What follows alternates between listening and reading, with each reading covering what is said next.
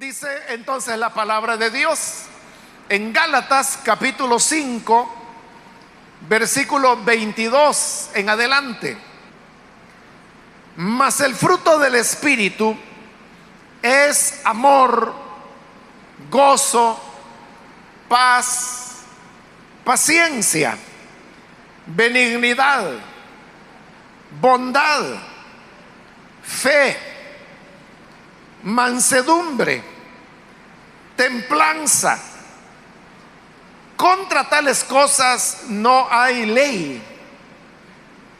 Pero los que son de Cristo han crucificado la carne con sus pasiones y deseos. Si vivimos por el Espíritu, andemos también por el Espíritu. No nos hagamos vanagloriosos, irritándonos unos a otros, envidiándonos unos a otros. Hasta ahí dejamos la lectura. Hermanos, pueden tomar sus asientos, por favor. Hermanos, estamos ya en la parte final de este capítulo 5. Recordará que en la última oportunidad Pablo comenzó a exponer el tema de las obras de la carne, y era una lista un poco extensa de las diversas obras que la carne hace. La lista no es completa, sino que Pablo la proponía como un ejemplo, un modelo, para que uno pueda deducir y comprender cuáles son las obras que la carne produce. Pablo no llevó ese tema porque recuerde que él está respondiendo a una pregunta. Él ha dicho en los capítulos anteriores que el creyente no debe estar bajo la ley, porque el propósito de la ley no es el de salvar a las personas, sino solamente mostrarles cuán pecaminoso el ser humano es. Entonces, si la ley no tiene por objeto normar la vida, y Pablo dice que no debemos estar sujeta a ella, entonces nos hacíamos la pregunta: ¿qué es lo que entonces va a dirigir la vida del creyente? ¿Cómo saber lo que a Dios le agrada y a lo que a Dios no le agrada? En otras palabras, lo que Dios quiere que hagamos y lo que Dios no quiere que hagamos. La respuesta la está dando Pablo ahora, cuando él explicó que dentro del creyente hay dos naturalezas: la que él llama la naturaleza carnal y la naturaleza espiritual. En Romanos, a estas dos naturalezas Pablo les da el nombre de el nuevo hombre y el viejo hombre. Cada una de estas naturalezas tiene propósitos totalmente diferentes. La naturaleza espiritual anhela la voluntad de Dios. La naturaleza carnal anhela el mundo, el pecado. Por lo tanto, hay una lucha entre ellos para que el creyente pueda vivir en victoria y para saber qué es lo que Dios quiere de nosotros. Pablo dice que lo que debemos hacer es vivir en el Espíritu, andar en el Espíritu. Y esto significa fortalecer la parte espiritual, como lo dijimos en su oportunidad.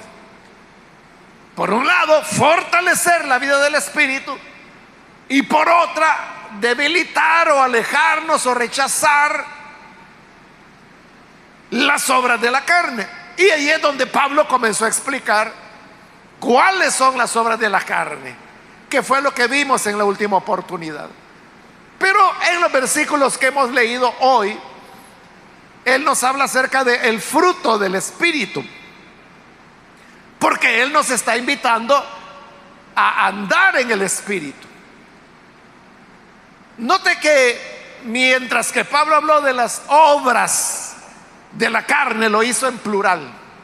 Hoy, que habla de el fruto del Espíritu, lo está haciendo en singular.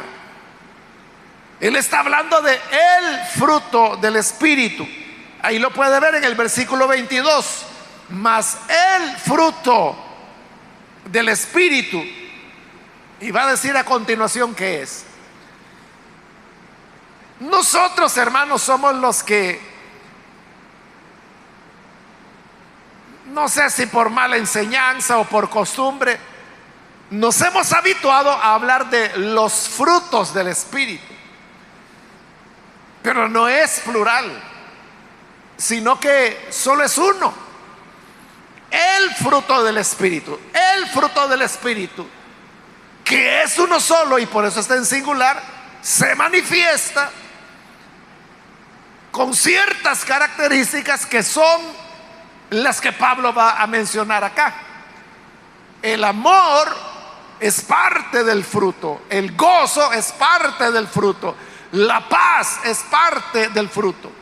Las 7 expresiones que Pablo menciona ahí, todas ellas son parte del único fruto del Espíritu. Al hablar del fruto del Espíritu, Pablo está haciendo claramente una alusión a la naturaleza, a los árboles, a las plantas. Cada árbol produce su fruto de acuerdo a la naturaleza. Esta figura Jesús la utilizó varias veces. En una ocasión él dijo: si el árbol es bueno, dará buenos frutos. Si el árbol es malo, dará malos frutos. Entonces, si usted tiene un árbol, digamos, de aguacate, por decir algo, el aguacate da un fruto, pero solo es uno, y es aguacates. Entonces, el Espíritu también da un fruto, produce un fruto. Y este fruto tiene varias características, que son las 7 que él va a mencionar.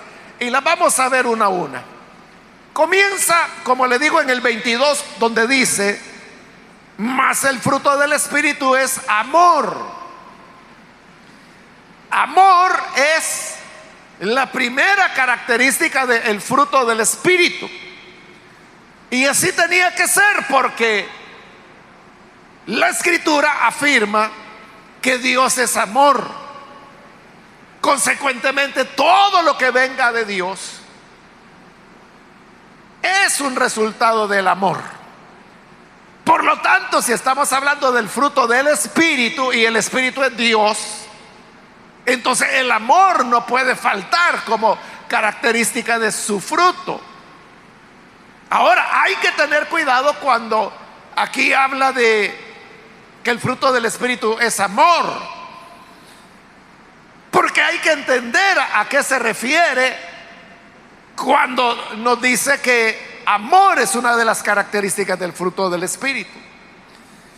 Esto, hermanos, es fácil de comprenderlo en la Biblia, en el Nuevo Testamento, porque usted sabe que fue escrito en griego, y resulta que en griego hay 4 palabras diferentes que todas se traducen como amor.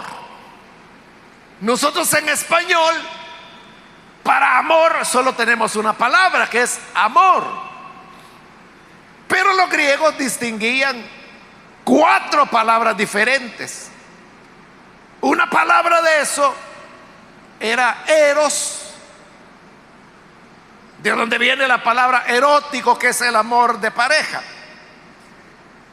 La otra palabra es estorge. Estorge se refiere al amor que se da de manera natural, por ejemplo, entre hermanos o dentro de una familia. Ahí es normal que se amen. A ese amor lo que ellos le llamaban estorge. El tercero es el amor filial, que tiene que ver, hermanos, con aquel amor que surge como resultado del compañerismo, de la amistad. Cuando los jóvenes se gradúan de bachiller y llega el día de la graduación, son sentimientos encontrados, porque por un lado están contentos porque han tenido un alcance en su vida, se están graduando, pero por el otro están tristes porque saben de que a muchos de esos compañeros no los van a volver a ver.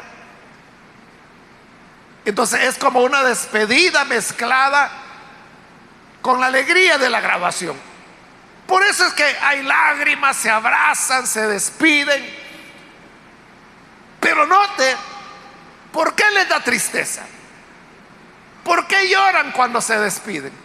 Porque han desarrollado un cariño, un amor, que no es de familia, porque no son familia, que no es erótico porque no es de parejas, que no es estorge porque, como dije, no son relaciones naturales como de parentesco, pero es filial, que es aquel cariño que se fue labrando a través de los años, porque algunos tienen años de estudiar en la misma institución, años de conocer a los mismos compañeros, se han conocido desde pequeños, han crecido juntos, han compartido alegrías, preocupaciones, preguntas, etc. Entonces hay un cariño a eso. Eso es lo que se llama el amor filial. De todos estos tipos de amor, hermanos, el que más aparece en el Nuevo Testamento es el que se llama el amor ágape. De eso está hablando Pablo aquí. El amor ágape tiene como característica que es un amor que da, que se entrega sin esperar nada a cambio. El amor eros, algunos han dicho, es un amor egoísta. Esa es una contradicción, ¿verdad? Pero es egoísta en el sentido siguiente, y es de que una pareja se puede amar. Pueden ser novios, pueden ser esposos, se aman. Pero suponiendo que hubiera una traición, algo así, entonces la otra persona dice, ah, bueno, me fallaste, te fuiste con otro, te fuiste con otra, entonces yo ya no te voy a querer. Pero eso es egoísmo. O sea, como tú no me estás respondiendo, yo no te voy a responder. Y eso es normal. Por eso es que las parejas se separan, hay noviazgos que se rompen, matrimonios que se echan a perder, divorcios, etc. Porque el amor erótico es egoísta. El amor estorge, que es el de familia, viene, como le digo, en un sentido natural. Son hermanos, entonces se quieren. Es mi papá, entonces lo quiere. Es mi hija, entonces la quiere. Es algo que la misma naturaleza nos lo ha dado. Y así como aún en los mamíferos y en otros animales, usted puede ver que las madres, a veces los padres también, desarrollan un sentimiento, un aprecio por sus cachorros, por sus crías.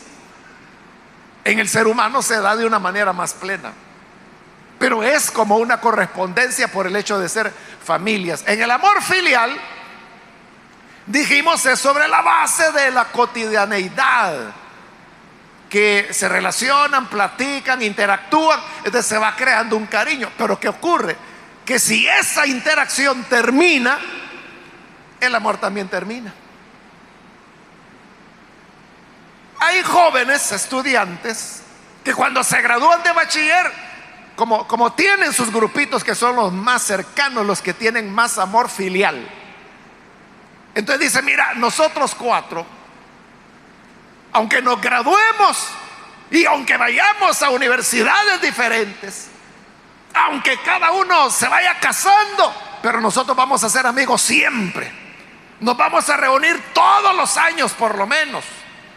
en la fecha de nuestra graduación. Al año de graduados se reúnen. A los 2 años de graduados ya falló uno.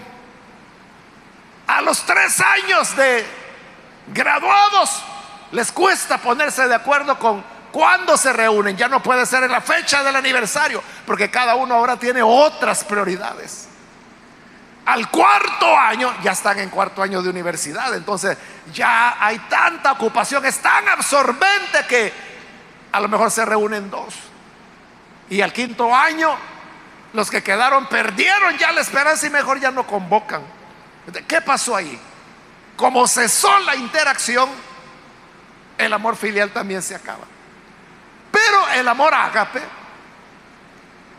ese es el amor de Dios. Cuando, por ejemplo, allá en el famosísimo pasaje de Juan 3:16, de tal manera amó Dios al mundo. Ahí cuando habla amó, está usando la palabra ágape, porque ese es el amor de Dios. Es un amor que no espera nada a cambio. Es un amor que se entrega. Es un amor que decide amar a una persona, aun cuando esa persona falle, rechace, y aunque esa persona diga ya no quiero que me ame, ya no quiero nada contigo, el amor ágape sigue amando, sigue entregándose. No es un amor que dice, bueno, si me das, te doy. No, es el que da y sigue dando, aunque nunca reciba, pero sigue dando y dando y dando. Ese es el amor ágape. Y ese es el amor que el Nuevo Testamento recomienda a los cristianos. Cuando la carta a los Efesios, por ejemplo, dice: cada uno ame a su esposo, a su esposa, está usando ágape. Entonces lo que está diciendo es que el esposo debe amar a la esposa incondicionalmente, con un amor de entrega, sin esperar nada a cambio. No estoy diciendo con esto que la esposa no tenga que corresponder en nada, pero el amor del esposo no depende de eso, de que si le corresponde o no le corresponde. Por eso es que se dice que el amor ágape es un amor de voluntad, donde la persona ama porque decidió amar, porque dijo: yo voy a amar a esta persona, yo voy a amar a esta mujer o a este hombre o a este joven, a esta niña, la voy a amar. Es una decisión de la persona. Y aunque no sea correspondido, aunque no gane nada, aunque pierda, pero como ha decidido amar, es como el amor de Dios, que nos ama aunque no le correspondamos. Por eso es que la Biblia dice que si somos infieles, Él sigue siendo fiel, porque Él no se puede negar, porque Él es amor. De manera que cuando aquí dice que la primera característica del fruto del Espíritu es amor, entonces significa que nosotros, el que anda en el Espíritu, hermano, ama incondicionalmente, ama sin esperar nada a cambio. Ese es el fruto del Espíritu. Entonces, si vamos a andar en el Espíritu, si queremos hacer la voluntad de Dios, no podemos tener la mentalidad que el mundo tiene, que dice: no, yo con la buena gente soy buena gente, pero con la mala gente también van a topar conmigo. Eso es mundano, eso es pecaminoso, porque ese no es el amor que el fruto del Espíritu inspira. El amor que el Espíritu Santo inspira en nosotros es el amor que da, que se entrega. Y aunque la persona sepa que esa persona no es honesta, que le está engañando, que solo le finge aprecio, pero que en verdad le cae mal, aún así lo sigue amando. aún así le sigue sirviendo. Es lo que Jesús dijo: si alguien te obliga a llevar una carga por una milla, llévasela dos. Si alguien te quiere quitar el saco, dale la camisa también. Al que te pide prestado, no le pidas que te lo devuelva. Está hablando de entrega. Uno puede decir: bueno, pero eso es ser tonto. El mundo puede pensar que eso es ser tonto, pero de acuerdo a la Escritura, eso es andar en el Espíritu. Eso es hacer lo que a Dios le agrada. Eso es amar como Dios ama. Bien, después del amor, el versículo 22 menciona el gozo. Es diferente, hermanos, la alegría del gozo. La alegría es una emoción humana que usted sabe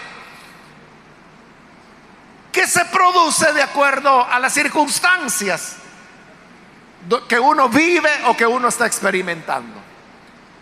Si usted entra en un lugar alegre, donde hay alabanza, donde es alegre, usted puede alegrarse, porque entró en un ambiente de alegría.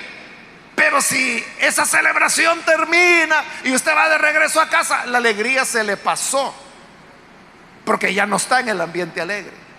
Entonces, la alegría es momentánea y depende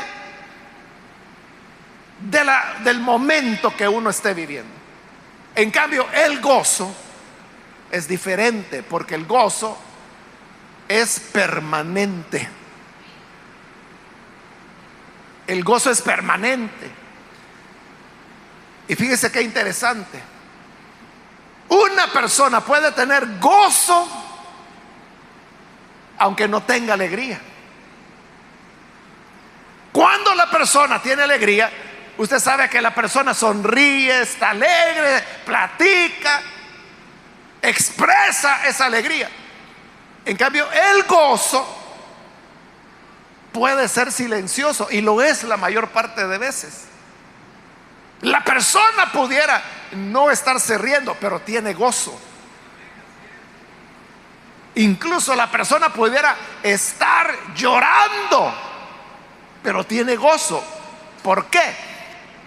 Porque el gozo no depende de los momentos o de las circunstancias que nos rodean.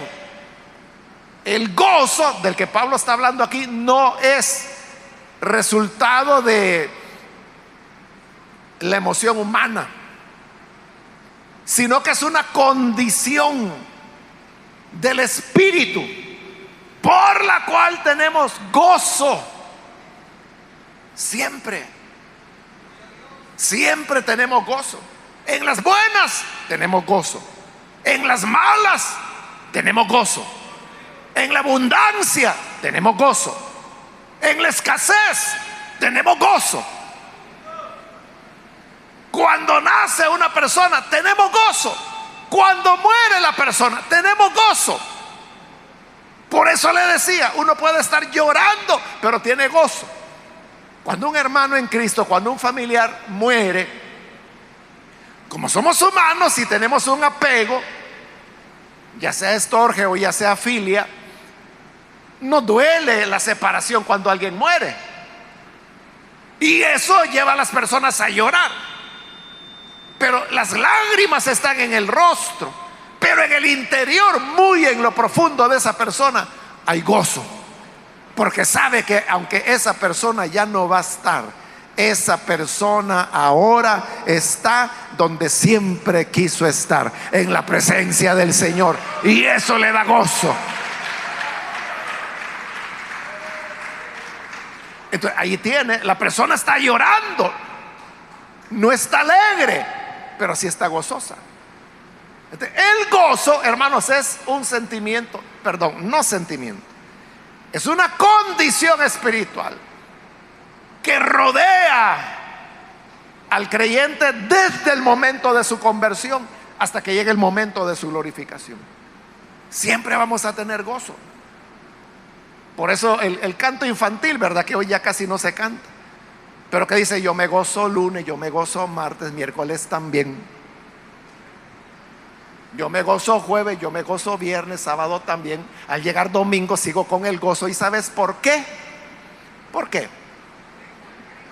Porque tengo a Cristo, que es el gozo en nuestro corazón. Es el gozo que nunca termina, que es otra característica del fruto del Espíritu.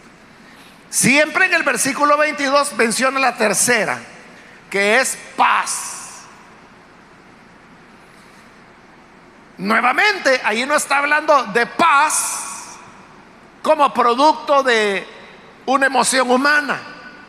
A veces las personas se estresan mucho, están muy preocupadas, tienen mucha tensión, mucho estrés. Un médico les puede decir, o un psicólogo: mire, lo que usted necesita es descansar. Vaya a una montaña, vaya a un lago, vaya al mar. O le dicen: rompa la rutina para que así usted pueda tener paz. Y la gente puede hacerlo. Se puede ir, por ejemplo, en la noche a la playa y ver el cielo y todas las estrellas que hay ahí. Y al ver esa infinitud, la persona puede sentir paz. O cuando contempla una montaña, o cuando ve correr un río, o ver las aguas tan quietas de un lago, le puede infundir paz. El problema es cuando se va de ahí, o cuando regresa de las vacaciones y vuelve a casa. Pero la paz que el Señor da no es una emoción. Otra vez, es una condición que tenemos porque es la promesa del Señor. Jesús le dijo a sus discípulos: yo me voy, le dijo, les voy a dejar un regalo, mi paz. Mi paz les dejo, mi paz les doy. Yo no la doy como el mundo la da. ¿Cómo da el mundo la paz? Así como hemos dicho, relajándose, oyendo música suave, viendo un paisaje. Y eso no tiene nada de malo. Pero Jesús dijo: yo no la doy como el mundo la da.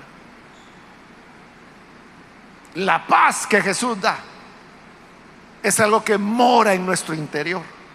No depende de a dónde estamos. Podemos estar, hermanos, en situaciones estresantes.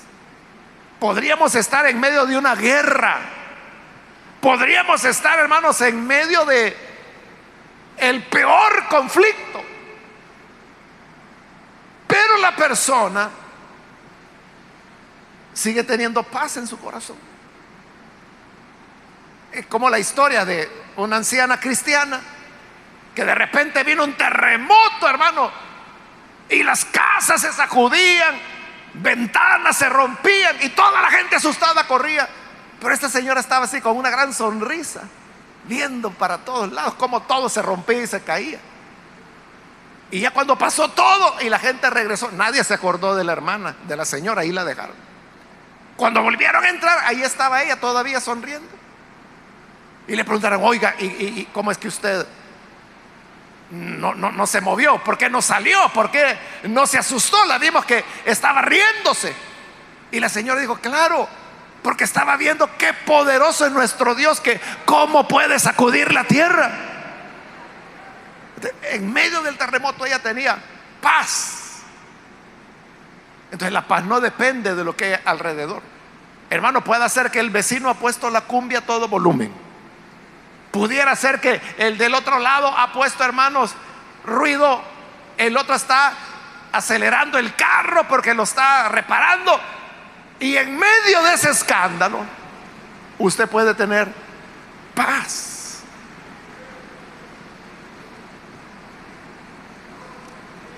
Hace años, hermanos, un hermano pastor, muy buen hermano, él ya está en la presencia del Señor, pero él pastoreaba fuera de aquí del país, en México.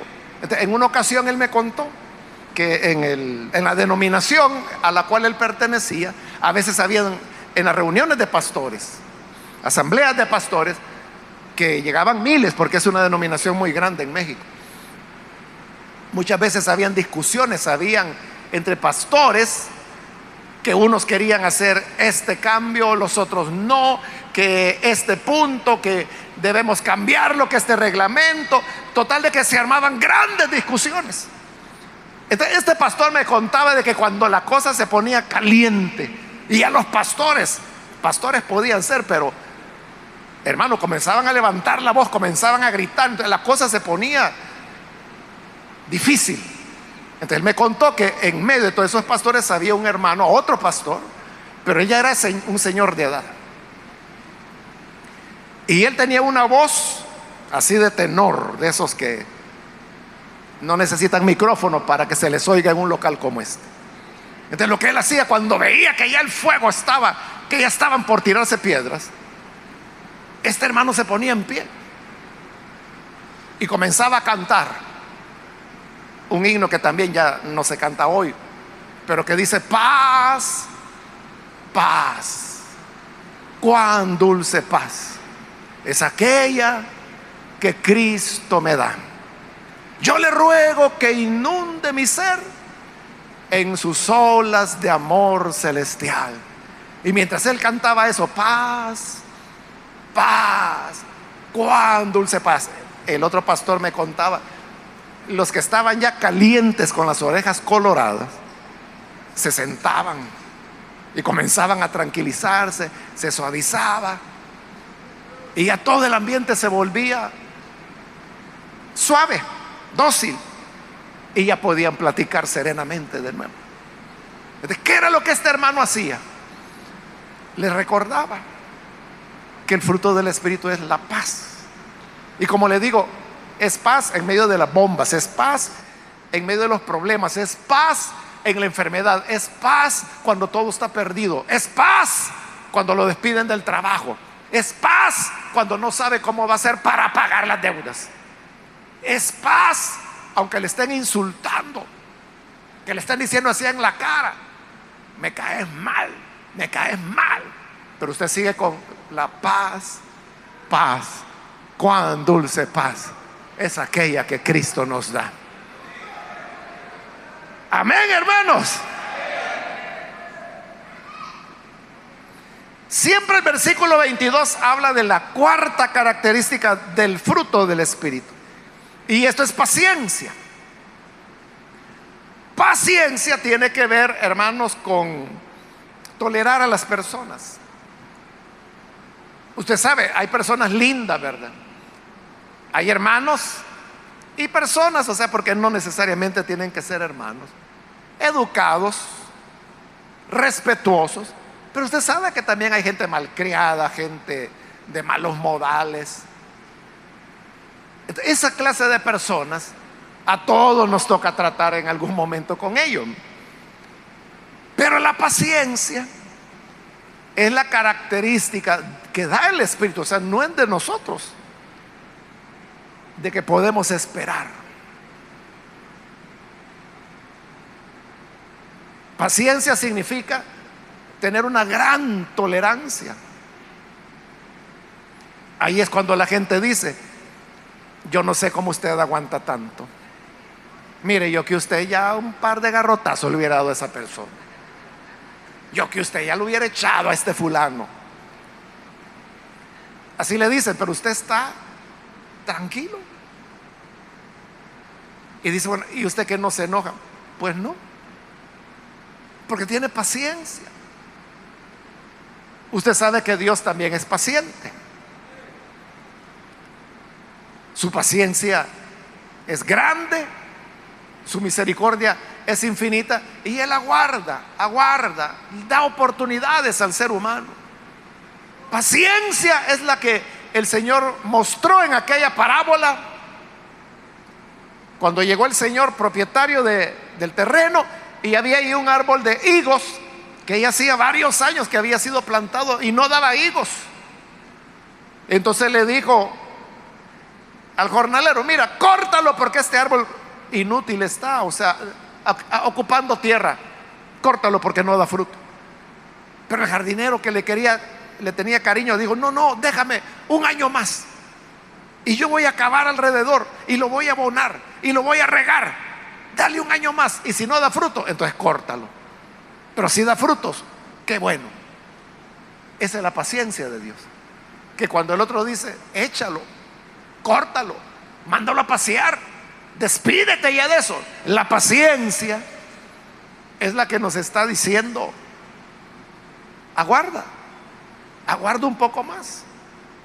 Ten paciencia con los demás como Cristo tiene paciencia contigo. Si usted tratara, o más bien, si Dios lo tratara a usted de la manera que usted trata a los demás, hace años le hubiera dado ya una patada en el trasero. Pero gracias a Dios que Dios no es así. Él es paciente y misericordioso. Esa paciencia, fruto, expresión del fruto del Espíritu, es la que debemos tener. Luego el versículo 22, la quinta, habla de benignidad. No hay que confundir benignidad con la que sigue, que es bondad. Se parecen, pero hay una diferencia. La benignidad es una característica interna de la persona. Benigno significa que esa persona, por tener el fruto del Espíritu, es una persona que no hace daño. Esta palabra benigno, de benignidad, creo, hermanos, que nosotros lo usamos más cuando hablamos de médicamente, ¿verdad? Que hacen una biopsia o que hay un tumor. Usted sabe que hay tumores que pueden matar a una persona, se llaman malignos, pero hay tumores que la ciencia médica le llama benignos. Fíjese, ahí está la palabra benigno, ¿verdad? ¿Y cuáles son los tumores benignos? Que dice, mire, la chibolita ahí la va a andar, pero eso no le va a hacer daño, es benigno. Es decir, no va a crecer, no le va a causar ninguna complicación, no lo va a matar. Hay personas que por cuestiones estéticas piden que le saquen el tumor, ya saben que es benigno, pudieran tenerlo ahí toda la vida y no les va a hacer daño. O cuando se hace una biopsia, ¿verdad? Que el médico detecta que hay un tejido extraño en algún órgano o puede ser en la piel. Entonces lo que hace el médico es que toma una pequeñita muestra, eso es lo que se llama la biopsia, y lo mandan al laboratorio. En el laboratorio van a examinar si son células malignas o si son benignas. Entonces, si son benignas, entonces le envían el reporte al médico y el reporte le dice al paciente, no, mire, es benigno. Entonces, ya usted queda tranquilo porque no le hará daño. Entonces, ¿qué es benignidad? Benignidad es cuando cualquiera que venga a usted, que lo toque a usted, que se relacione con usted, lo que va a descubrir es que usted no hace daño, que usted no es peligroso, que usted no va a reaccionar agresivamente. Lo que va a encontrar es que usted es una persona buena. Lo que va a brotar es lo bueno. Pero le decía que la característica de la benignidad es que la persona la tiene internamente, no se expresa. La persona la tiene adentro. Es igual, hermanos, que el tumor, ¿verdad? O la piel o el tejido alterado. El médico no sabe, o sea, él no puede ver si es maligno o benigno. Por eso hacen la biopsia, para que en el laboratorio examinen qué es lo que hay adentro. Entonces, igual la benignidad es algo interno. En cambio, la siguiente característica, que es la bondad es lo mismo, que la persona es buena, pero aquí está la diferencia, que la bondad actúa, la bondad se expresa. Entonces, una persona buena muestra su bondad. ¿Y cómo la muestra? Ayudando, escuchando, comprendiendo. La bondad es cuando allá Juan dice que si tú ves a tu hermano que tiene necesidad y simplemente le dices que te vaya bien, que Dios te bendiga, pero no le das lo que necesita para estar bien, entonces eso no es amor ni es bondad. Pero aquel que sabe que esa persona tiene tal o cual necesidad y le ayuda, esa es la bondad. La benignidad, le dije, eso está internamente. La benignidad, hermanos, es algo así como un panal, ¿verdad? Que usted puede llegar al panal y comienza a meter el dedo en el panal. Si ya no hay ninguna avispa, no le va a pasar nada, ¿verdad?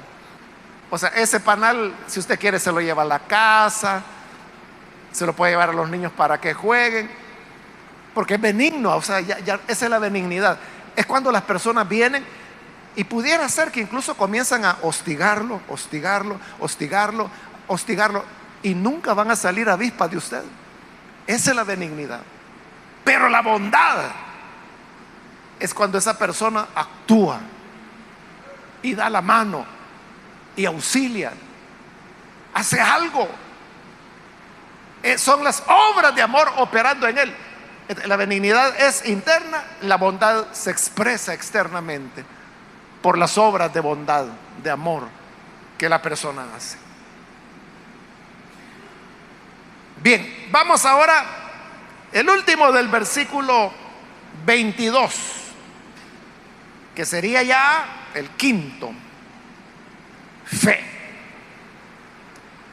Es interesante que la fe, fíjese, es tanto un don del Espíritu Santo como expresión del fruto del Espíritu.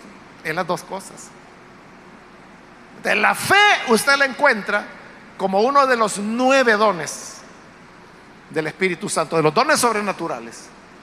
Y aquí la encontramos como expresión del fruto del Espíritu. Entonces note que la fe es muy importante.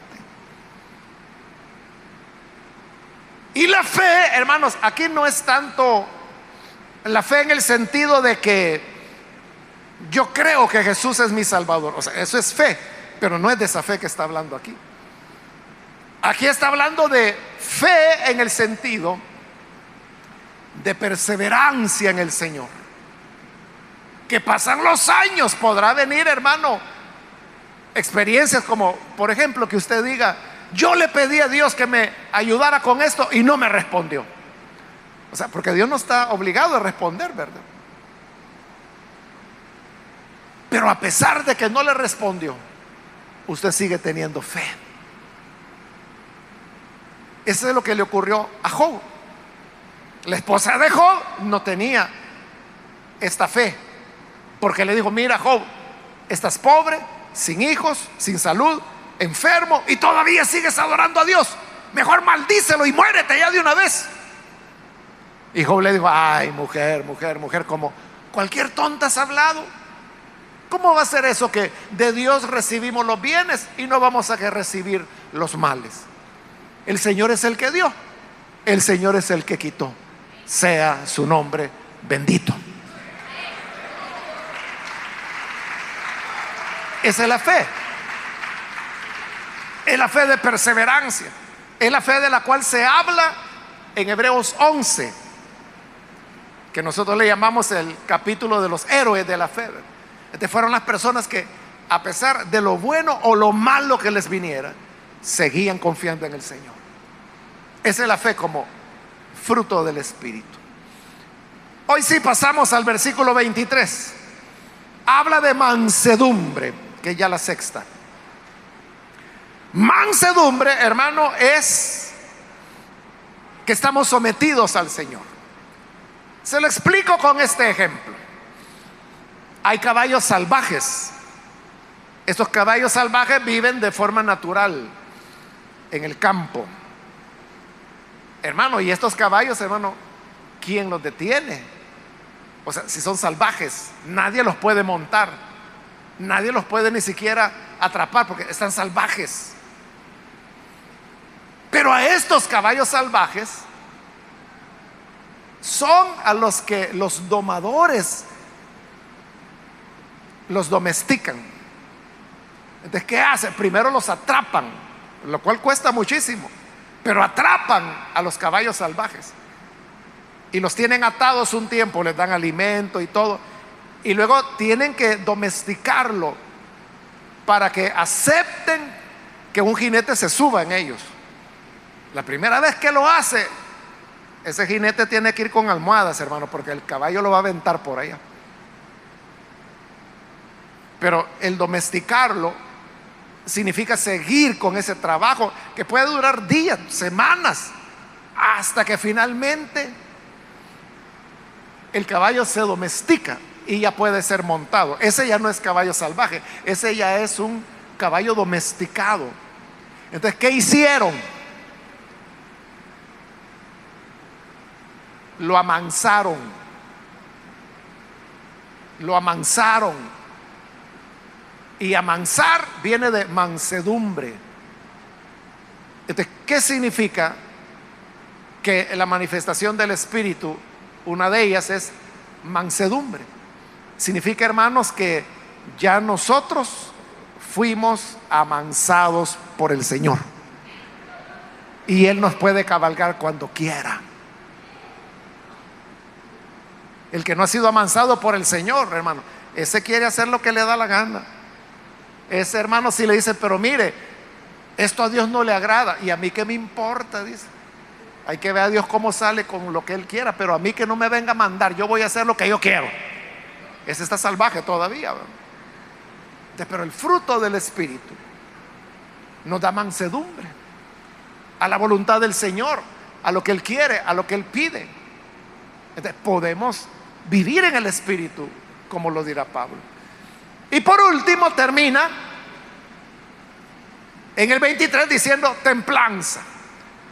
Algunas traducciones de la Biblia, templanza lo han traducido como dominio propio. Ahí le está diciendo todo, ¿verdad? O sea, ¿qué es el dominio propio?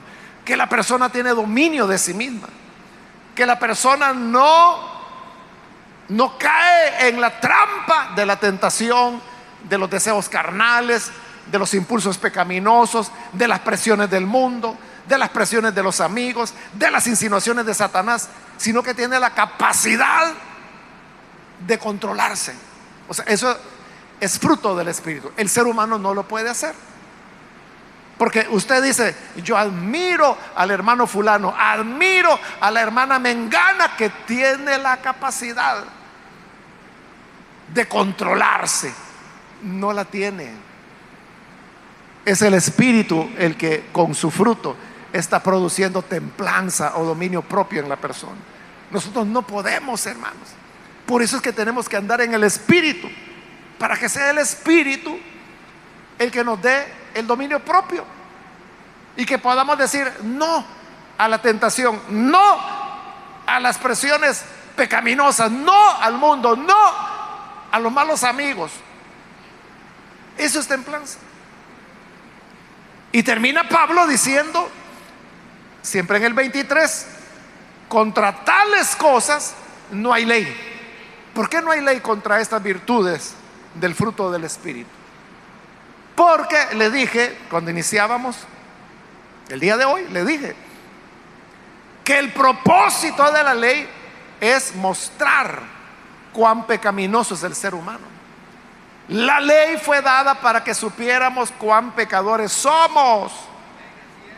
Pero esto es lo contrario del pecado, porque es amor, gozo, paz, paciencia, benignidad, bondad, fe, mansedumbre y templanza.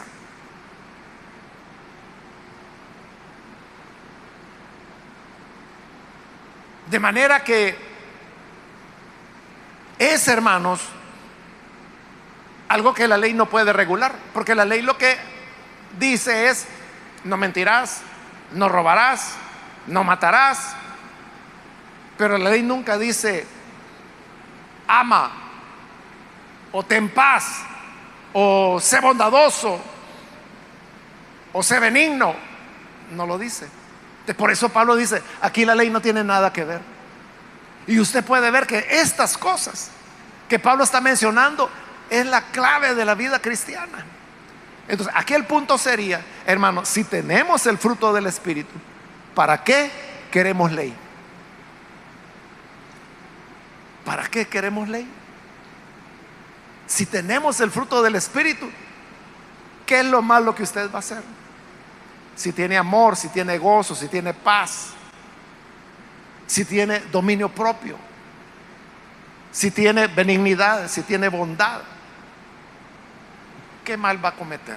Si tiene paciencia, no necesita la ley. Por eso dice, contra estas cosas no hay ley. Aquí la ley no puede hacer nada. Aquí la ley no puede ni debe regular esto, porque para esto la ley es para regular el pecado, pero no para regular las virtudes.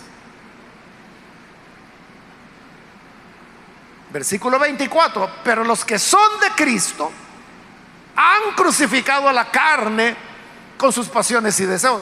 Porque aquí primero dijimos, Él presentó las obras de la carne, hoy está presentando el fruto del Espíritu. Entonces, solo está poniendo las dos cosas. Pero dice, el camino está en crucificar la carne con sus pasiones y deseos.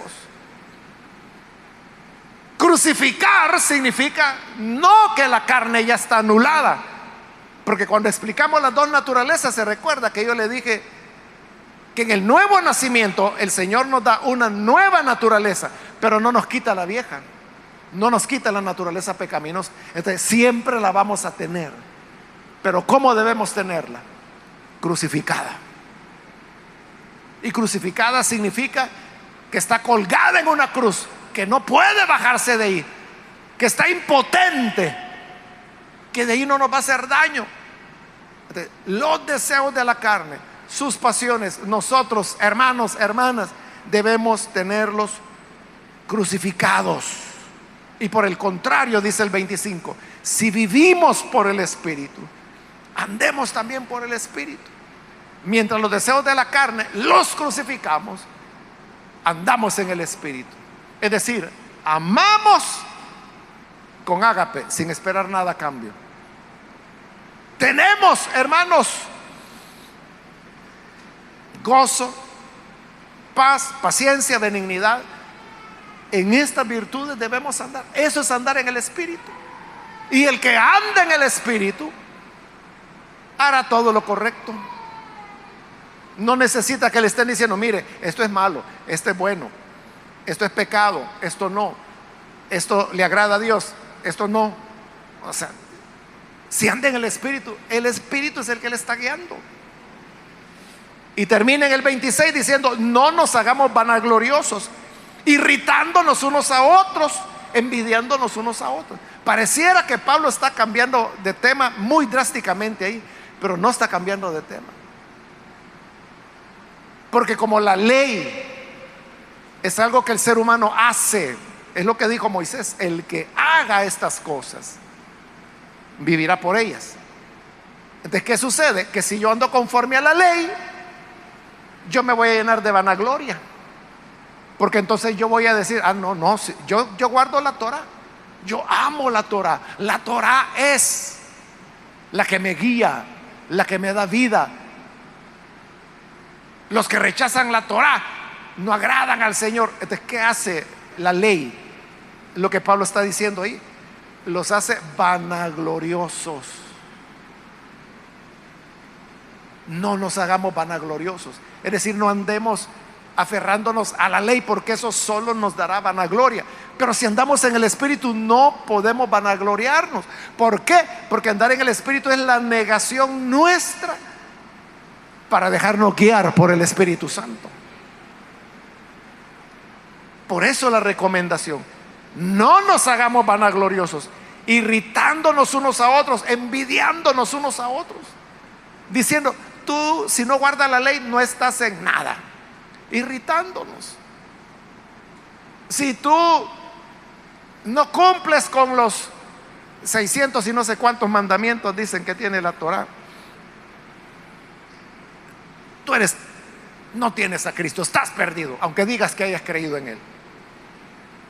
Entonces, eso, dice Pablo, es irritarnos, es envidiarnos los unos a los otros. Pero no nos hagamos vanagloriosos. No nos irritemos los unos a los otros, sino tengamos nuestra confianza en el Espíritu Santo. Andemos en el Espíritu, crucifiquemos los deseos de la carne con sus pasiones y andemos en la vida nueva que el Señor nos ha dado. Amén. Vamos a orar, hermanos, vamos a cerrar nuestros ojos.